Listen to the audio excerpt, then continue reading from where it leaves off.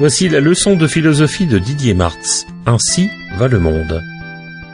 Bonjour à toutes et à tous, le corps est un capital. Résumons-nous.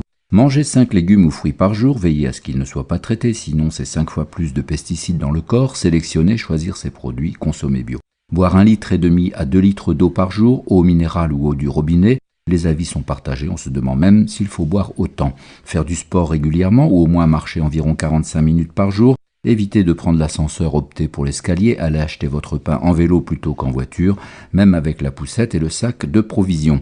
Évitez les excitants, café, thé, alcool, tabac. Pour ces derniers, c'est en passe d'être résolu puisque les interdictions gagnent de plus en plus de terrain. Pour conserver votre tonus et votre vitalité, pensez à absorber les 12 vitamines clés de A à B12 et équilibrer le dosage en oligo-éléments et vitamines pour le bon fonctionnement de votre organisme. Privilégiez les protéines contre les lipides et certains glucides. Tout cela c'est pour l'intérieur, ne pas oublier l'extérieur, la peau, les cheveux notamment. Il existe maintenant suffisamment de produits cosmétiques adaptés à chaque partie du corps, des pieds à la tête, pour le lever, le coucher, l'avant-shampoing, le shampoing, l'après-shampoing. Avec une quinzaine de produits différents, on doit pouvoir s'en sortir. Il paraît que le corps d'une femme, les hommes progressent aussi, rassurez-vous, absorberait 2 à 3 kg de produits chimiques par an.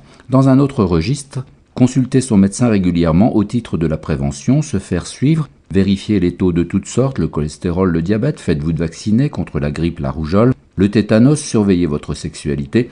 Enfin, tout est consigné dans le fameux et coûteux carnet de santé. Mais au fait, qu'est-il devenu ? Vous me direz qu'il faut du temps et de l'argent pour tout cela, certes, mais ce n'est pas le problème, ce sont des prétextes fallacieux. Votre corps est un capital que vous devez savoir gérer, et si vous ne le faites pas, c'est que vous avez un rapport avec lui, votre corps, mal réglé. Prenez donc 1 heure de plus hebdomadaire pour consulter votre psychothérapeute qui vous remettra dans le bon chemin.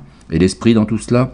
Justement, grâce à un corps sain, mens sana in corpore sano, un esprit sain dans un corps sain fut un premier détournement de ce qu'écrivait Juvénal dans les Satires. Dans son sens premier, le poète voulait dire que l'homme, s'il est vraiment sage, ne doit demander que la santé de l'âme avec celle du corps. Orandum est ut sit mens sana in corpore sano. Il faut prier afin d'obtenir un esprit sain dans un corps sain. On l'a ensuite utilisé pour engager l'homme et la femme à cultiver aussi bien le moral que le physique, les études ou le travail que le sport. Aujourd'hui, la santé, l'apparence, la longévité sont devenues les valeurs dominantes et cardinales contre la liberté, la dignité, l'honneur. Avoir un corps sain suffit alors. Ainsi va le monde. Bonsoir.